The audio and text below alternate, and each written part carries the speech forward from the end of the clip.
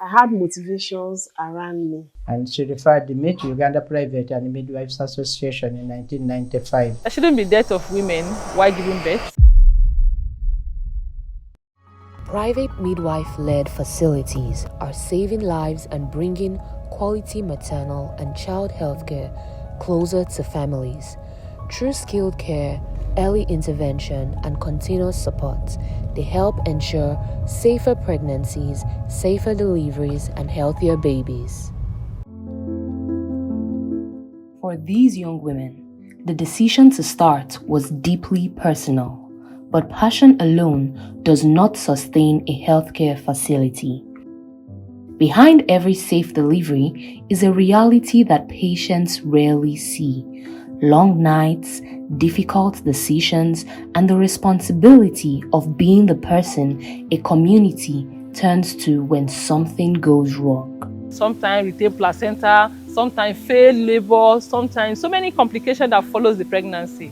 They will come, I don't know them, some will just come and knock in the night. I cannot send them back. No one dies in our hands in the last 10 years. No woman, no baby. But this kind of care does not come without strain. As demand increases and resources remain limited, the pressure on these facilities begins to build in ways that are not always visible from the outside. The weight of clinical responsibility all become parts of daily reality. Our work is not recognized by the government. And we are doing a lot. The government sometimes supports people to go and upgrade, which is not the case for midwives in the private sector. We self-sponsor ourselves when we want to go and upgrade. The government sometimes sponsors midwives to go for international conferences and so on, which is not the case for the private sector. So I think the government perceives us to be self-sustainable, something like that, because they believe we are making money. Because in private, of course, we charge the patients or the clients which work on. That's how they perceive it, that we can manage ourselves. But all in all, we are all service providers of Uganda, health service providers. If the opportunities for government midwives should also be in the private sector. One of the major challenges, I want to start with the challenges of the healthcare. The challenge is basically the cost of the equipment. We've not managed to procure the equipment that we need. So the cost of the equipment and inability to procure all of them. Some of the rural areas, they don't have any facility, no electricity, road is not good. And then the people at the community level, most of them are poor. So, and because of that, they have not been able to access health as they're supposed to. Multiple taxation. Will I say it's from the state government or local government? Of recent, the FCT government have promised to look into it, that the only revenue we pay yearly is supposed to cover for all this multiple taxation. The Ministry of Health came to accredit the place. You have to pass through the processes and all of that. There are some financial implications. You have to make payments and all of that before they came to accredit the place. I have not received any support from government. Nobody even knows if I'm here or not. Yet, despite the challenges, women continue to come. Not because these facilities are the only option, but because they offer something many families deeply value. I prefer using her first because she will give you immediate attention and prevent further damage. Like time stolen, the child might be weak and pale. If it's not attended to immediately, it might, cause some serious damage. So for that urgent care and expertise, I prefer coming here. A lot of people say that, giving birth, vaginally is way harder. And I would 100% disagree. I would say, I watched my sister go through 3 cesareans and the recovery is so much harder. The pain is so much more. And so I said, you know what, I want to do whatever I can. I want to learn whatever I can about birth so that I can be the best I can be. So that I rely on God and my body. And that's what I set out to do. And Lucy gave me the courage to trust my body.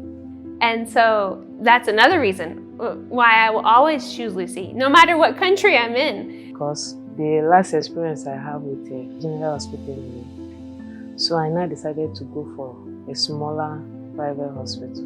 The trust these facilities enjoy today did not appear overnight. It was built gradually. One patient, one referral, one delivery at a time. One family telling another, go there, they will take care of you. For many of these midwives, growth began with very little. When I look at the record I was gathering, I was like, yes, I think this is my calling. Let me answer to it. My bedroom was my first point of use. Many ladies, I assisted them to give birth at my place. We often hear of emergencies that comes up that eventually people will die and you feel so bad. Why would this happen? And that made me to have passion that there shouldn't be death of women while giving birth. And I put in my interest to say that I'll be part of the team that will be canvassing and working towards reduction in the maternal and child death, most especially. For many of these women, success is not measured by the size of a facility or the number of years in operation. It is measured by something else, the possibility of reaching more women with the care they need. Since inception, we've managed 106 babies, alive and well, very good scores.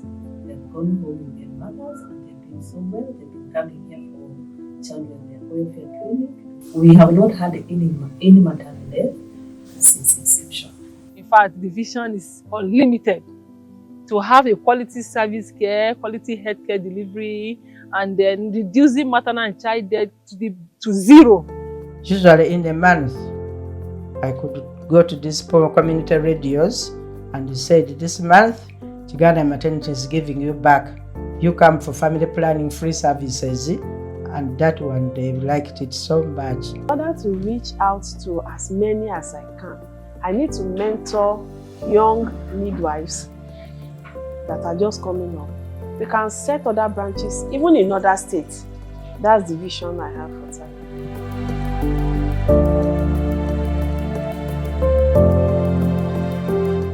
These enterprises were built in response to local needs. For decades, they have quietly filled gaps that others could not. Their journeys have not been identical. Their challenges have not been the same, but a common thread runs through each story. A commitment to ensuring that women have somewhere to go when they need care most. The question now is how that commitment can be strengthened, supported, and sustained.